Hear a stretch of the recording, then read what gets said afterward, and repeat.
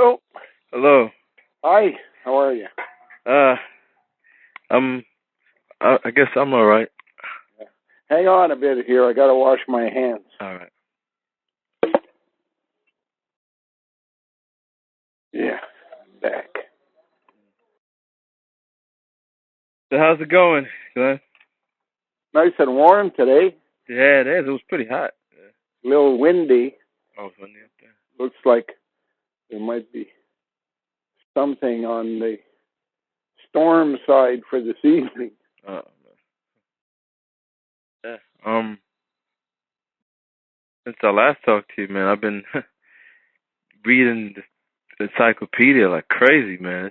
Yeah. I'm finding, and you know what? You're right about that old dictionary. I'm finding things that I'm just, like you said, a place I never expected.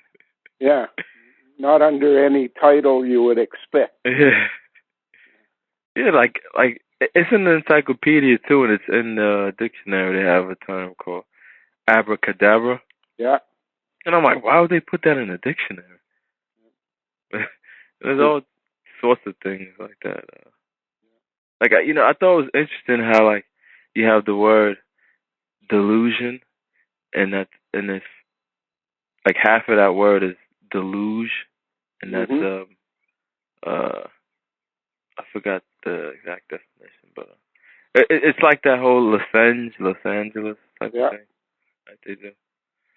Yeah, but yeah. When you read these encyclopedias and you read like, because I'm reading Morals and Dogma, and I keep going back to the encyclopedia for reference and stuff. But they throughout the whole book they adore God, like they worship the Neanderthal, man.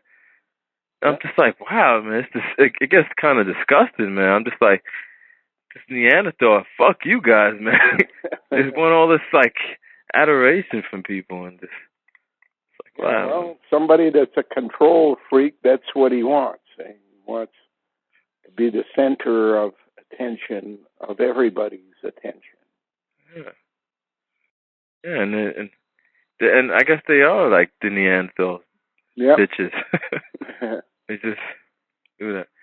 But yeah, I'm finding like symbolism, like I looked up the definition of, because what did like in the encyclopedia, he'll tell you something, but then I don't know, like my mind, I start like overstanding, I guess. Yeah. And I could put it together in my, because he won't just flat out tell you. He'll tell you like he'll tell you a lot of stuff, but you get the hints. Yeah. And then in comes the premonition. Yeah. Because you laid it out all out. So I'm like, oh wow. So you helped a lot, laying out the big story. Well, the big picture.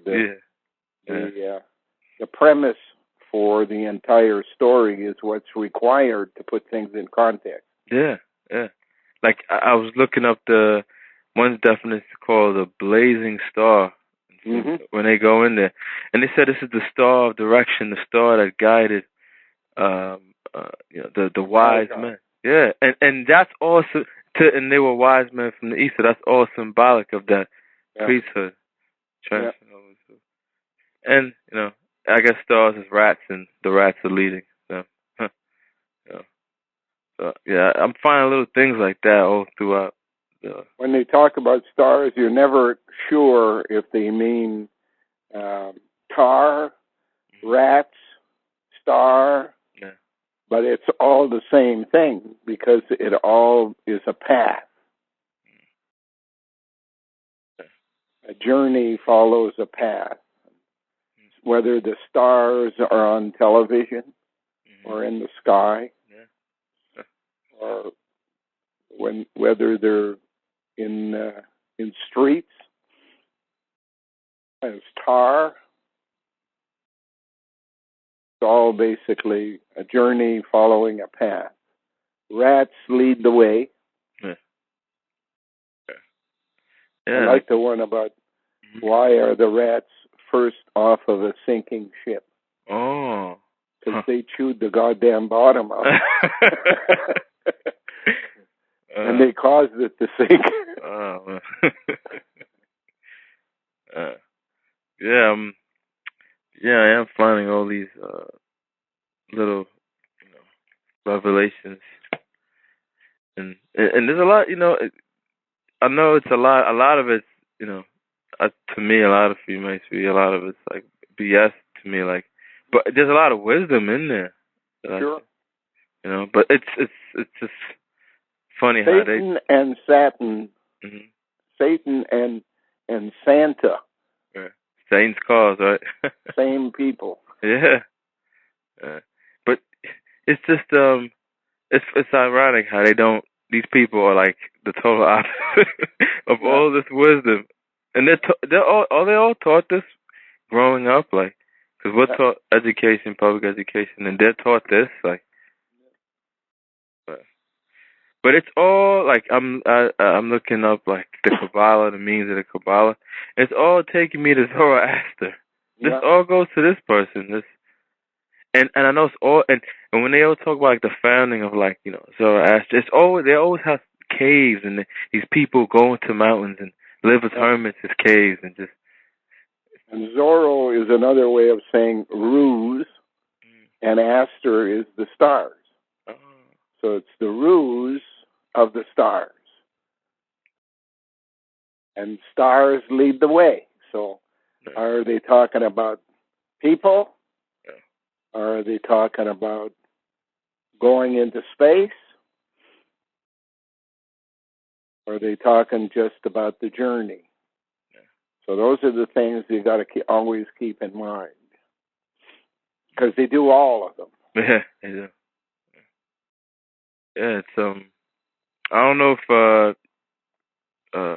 I think you speak to Brian too. He sent me an article. It's pretty interesting. Brian from Brazil? Yeah, from Brazil. Yeah. He sent me an article of like this. It was on actually. I posted it on my blog, and it was an article from the Daily Mail, and they took it down, for some reason. But it was an article about these Amazonian ants that they're all female. They all clone off the female. And they don't have any males inside that. I thought that was interesting. That's where it all begins. Yeah, it's all in the nature. It's all around us. Yeah, and what they're describing now is rego, which means go back. Yeah, you got to bring it back. So you're reversing your direction. The binary code 01 becomes 1010. Reverse the direction. You're going back to a hermaphrodite. Yeah. The difference is this hermaphrodite is a pseudo-hermaphrodite rather than the original hermaphrodite. That's the whole Luciferian doctrine, huh? Yeah. He would create everything in his image. Because when they talk about God and devil, and these are all the same person, right? Yeah. Yeah. Lucy is the first Lucifer. Iron Lucy. Yeah. Iron Lady. Yeah. Fur is basically iron in French. Yeah. I understand that. And the element Fe. Femme.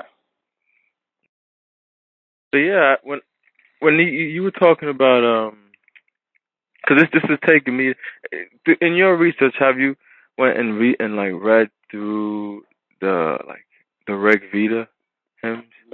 No, because they talk about like these things, like hint at it, like read all these. Yeah, that'll keep you busy a long time and give you nothing.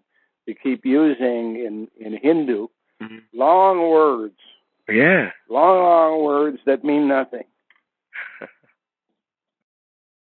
So I try to keep away from that stuff and get to the meat of the puzzle. That's what I wanted to do. I wanted to, because I'm thinking if I read it, I'll probably understand, You can keep things like Vedas and Eddas for the days when you're retired and you want to giggle a little. Yeah. Not when you're doing work to try to get somewhere. Yeah. Well, I know there's a book out there. I don't know if I say it over. I don't want it to be bad if I say it over the phone. But it's a book on Zoroaster. It's like $300. This book, and I know there has to be. Yeah. Because I really want to go into like the Zoroaster part, because I see it's in all Freemasonry. It's in all, you know, all the religions, all even the people who supposedly go against it, like Alan Watt. He's just like Zoroastrian belief system. Yeah, okay. Yeah.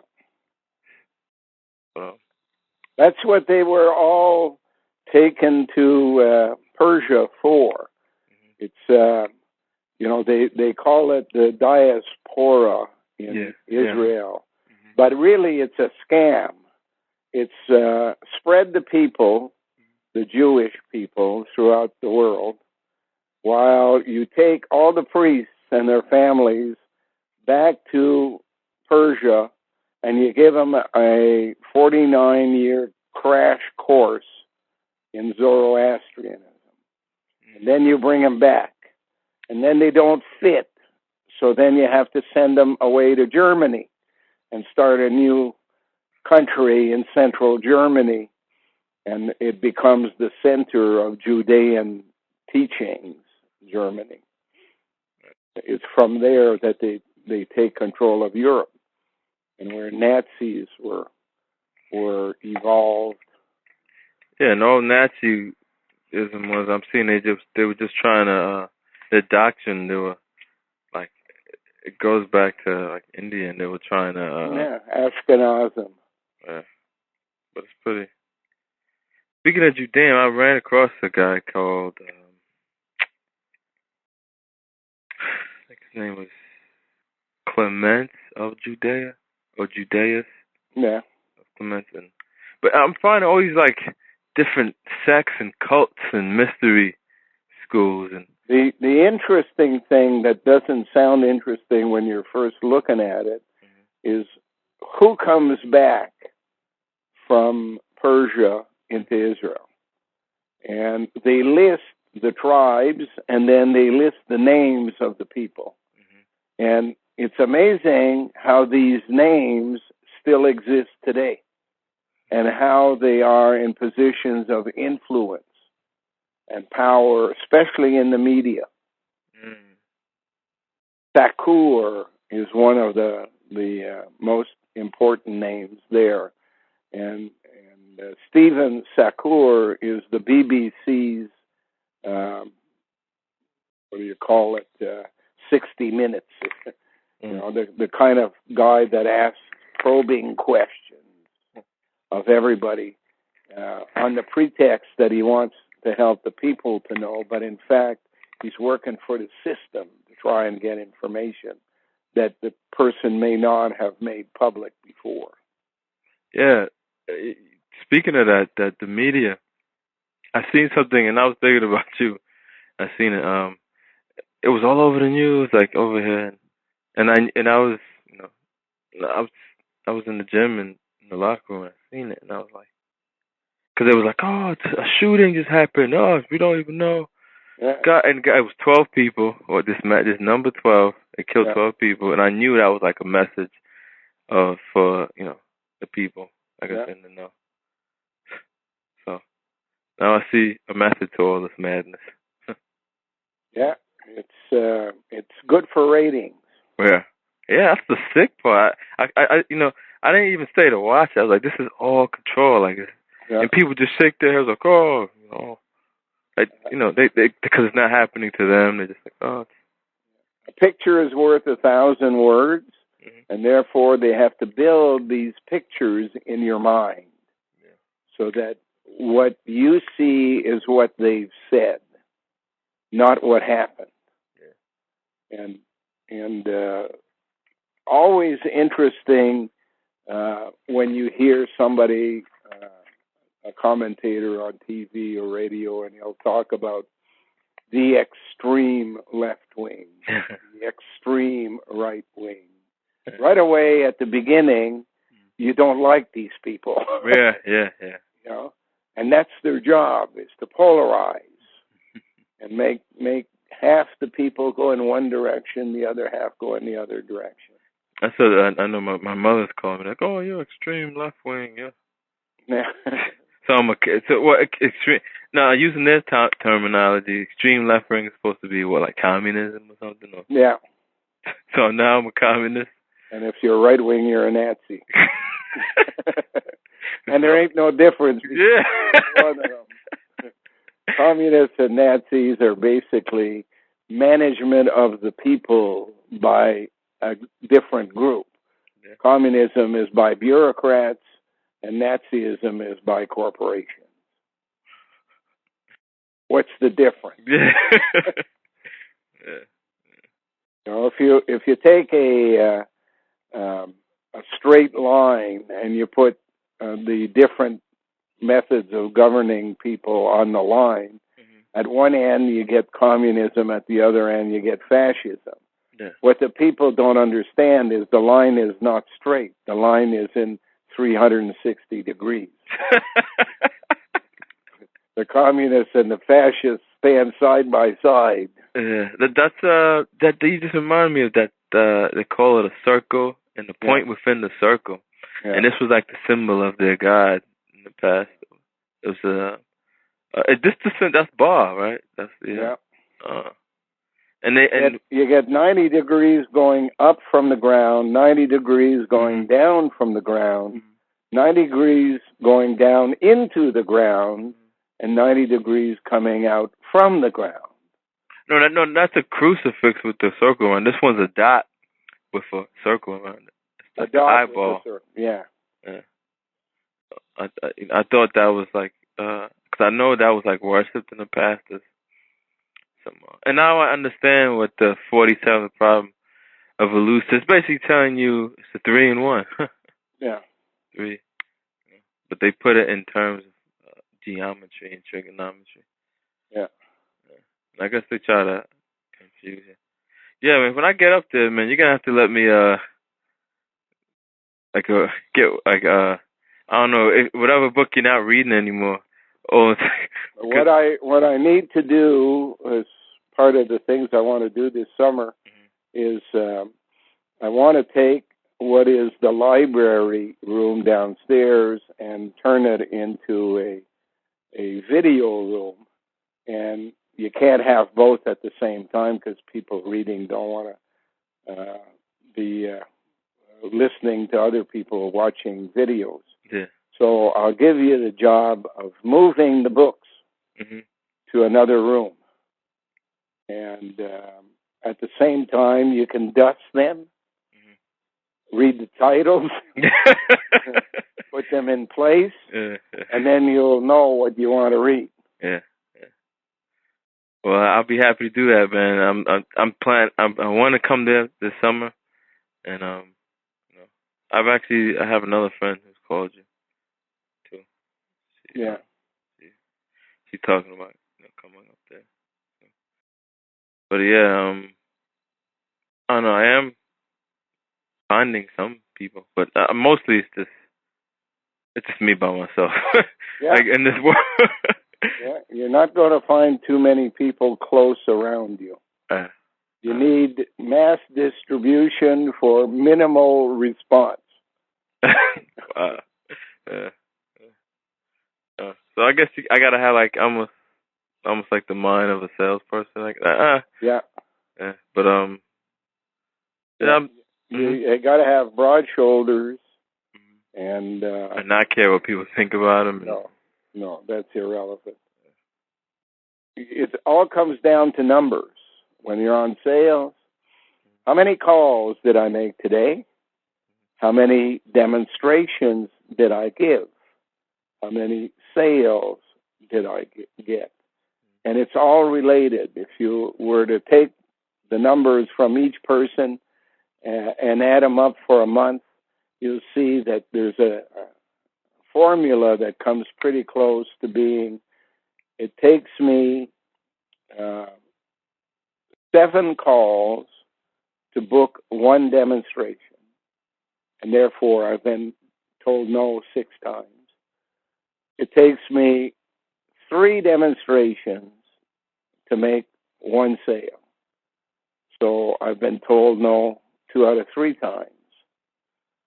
And that, in fact, means that for me to sell my product, if it's a product that I believe in, and if it's not, I shouldn't be doing it,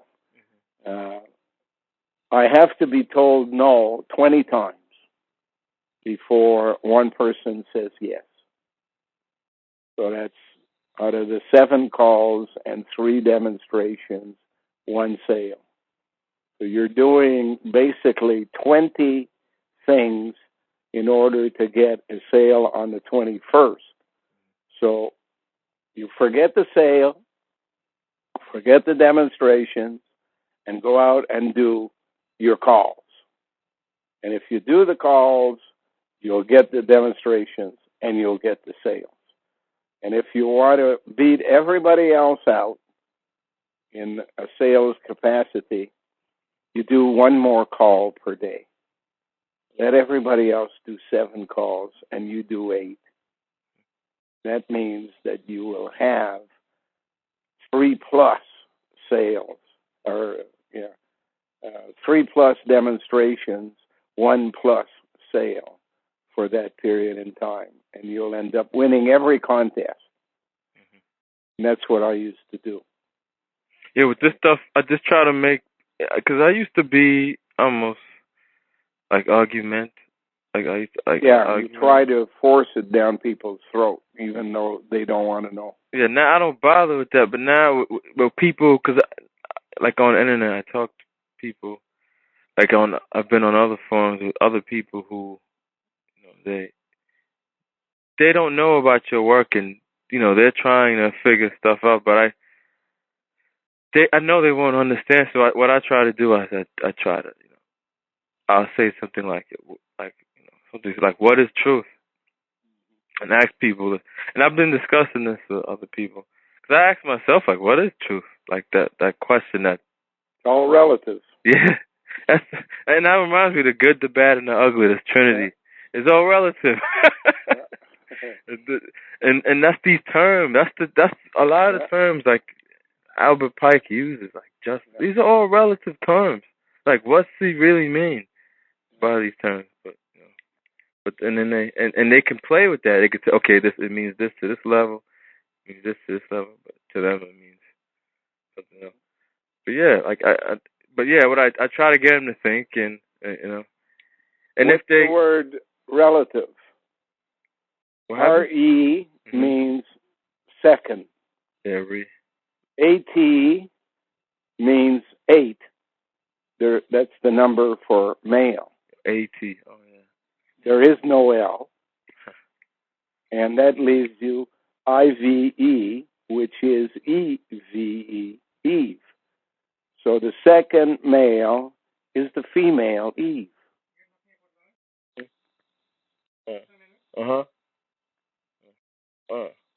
There's another word that I find, like, they'll put little code in, like, the words in the encyclopedia. Like, I think it was a place people lived. It was called A Male Kites. Yeah. Now, what are they telling me? Like, A male, what's one male and what, something with flying? A is the A frame, 2 in 1. A person that's 2 in 1. Hermaphrodite. Oh. Yeah, male can be lame, can be elam, and can be whale. Yeah. And K is the mission. That's why they want.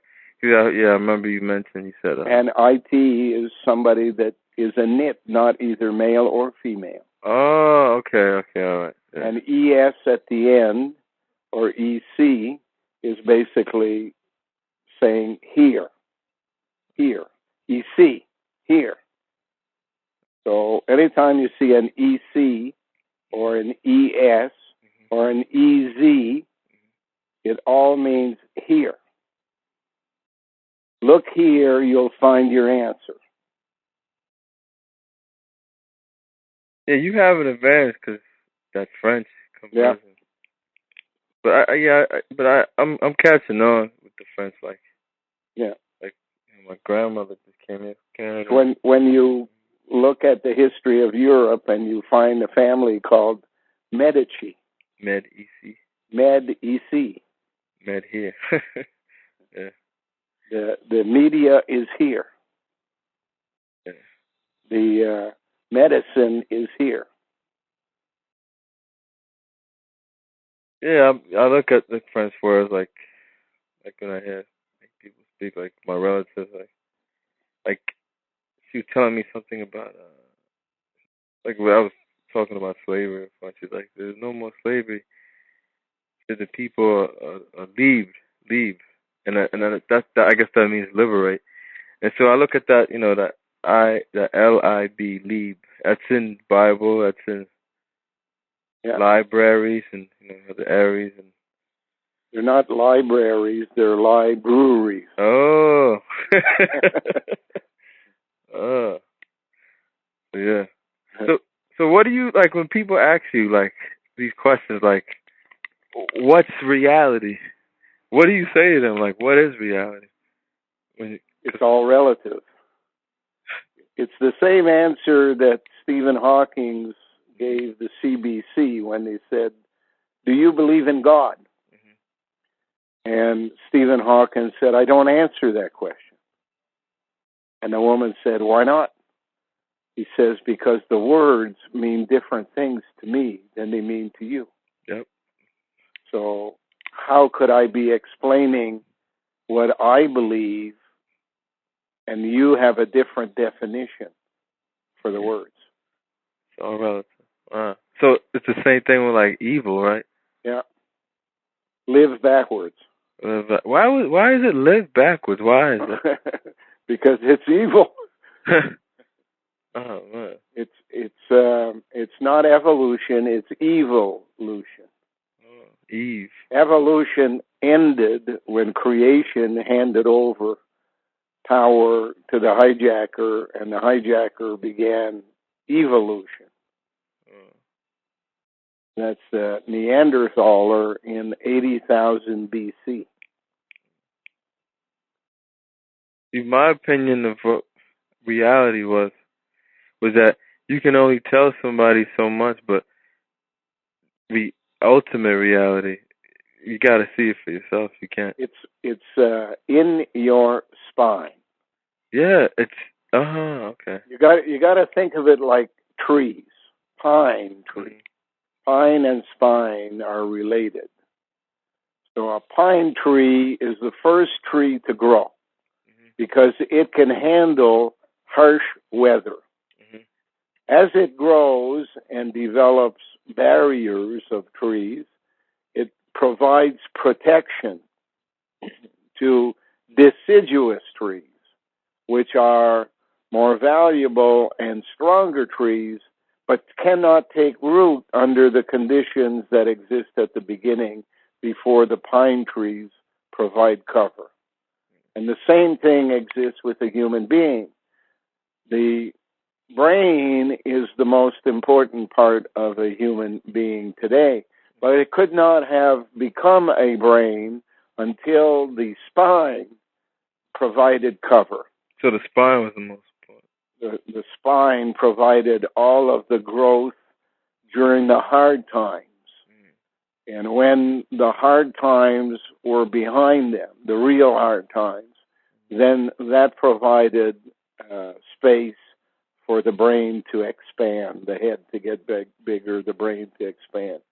But reptilians are the first samples of spine, whether they are worms or snakes or spines, they all carry the ancient wisdom. That's why they use, snakes as allegory for wisdom. Yeah. Which reminds me, I caught one today and I forgot all about it. I put it in a bucket. A little garden snake as a prop for my meetings. They use, I heard, like, the Egyptians, they say that that they used to wear the snake on, they call it the Uraeus, I think it was called. Yeah. And that was like a symbol of wisdom, because the snake was born. They have this thing with being born again and born. They love that symbology. Yep. They always use that. Well, a lot of people asked if they believe in religion will answer, if what you mean, have I been born again? The answer is yes. Yeah, George Bush. And I guess I've been born again. Yeah. I have no doubt you're not here for the first time. Yeah. Or you wouldn't be talking about these things. Yeah, that's what I was. You know what? I called Alan Watt the other day, and I don't know how I got through. I asked just to see what he would say. I'm bringing up things, and because I brought up, because when I'm reading these things, it's like it reminds me of what Socrates said. He goes, when people are learning, is it actually that they're being reminded of what they? And that's what I feel like sometimes. Like I feel like I'm just reminding myself. Yeah. And he's like, oh yes, they all have that belief in reincarnation, but he's against that. I don't know. I see truth in it myself. I've been told he now bleeps out my name. Oh yeah, that's what he does now. He bleeped out your name, and the people who listen to him, like I talked. There's one guy who's really like a supporter of this guy. I'm telling him, like, hey, listen, just look it up and look up like what Sufism is. Yeah. You see what it is, and he's just like, he just won't. He doesn't want to believe it. He doesn't want to.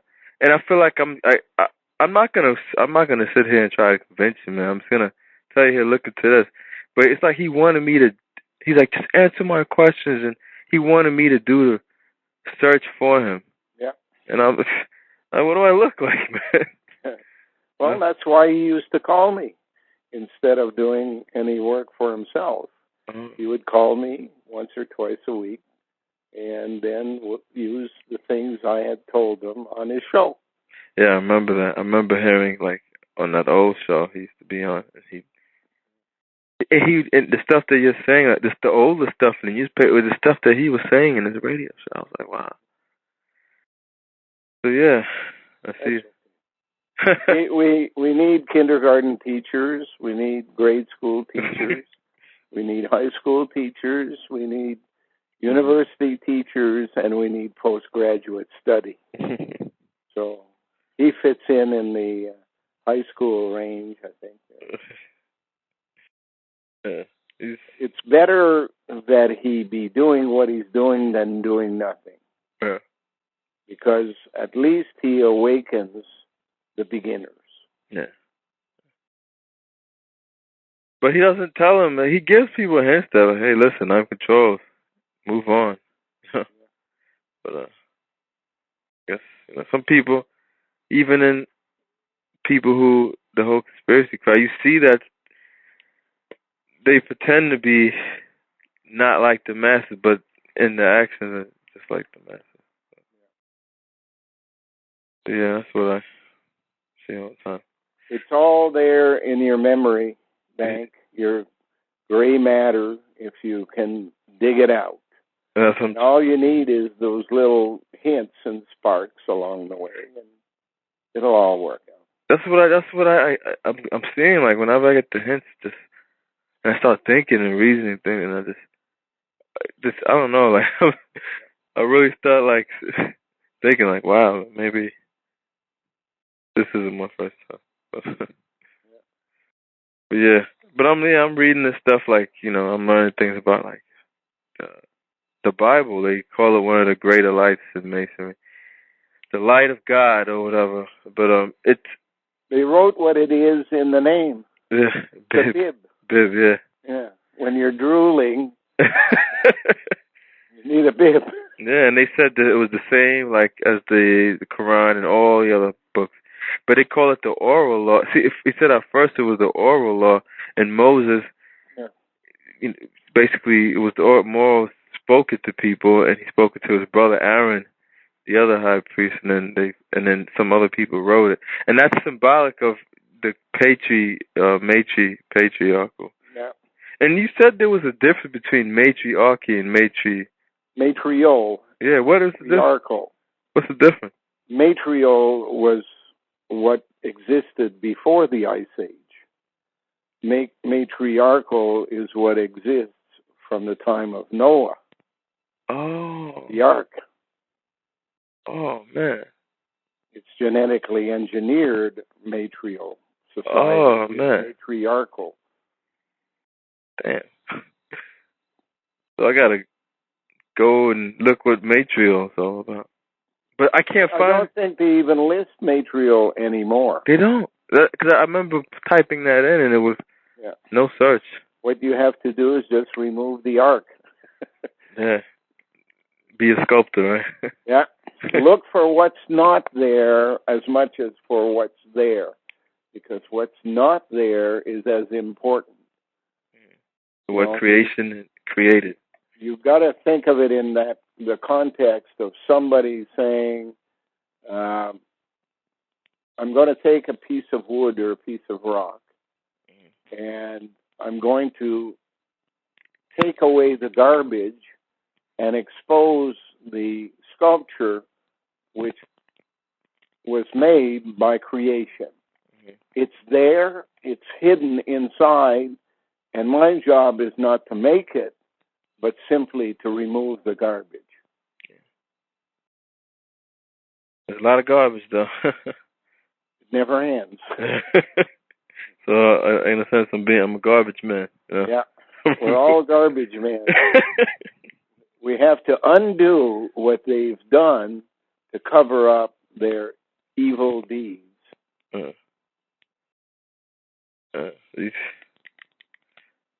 I gotta go. I gotta go give some water to some hot goats and donkey out there.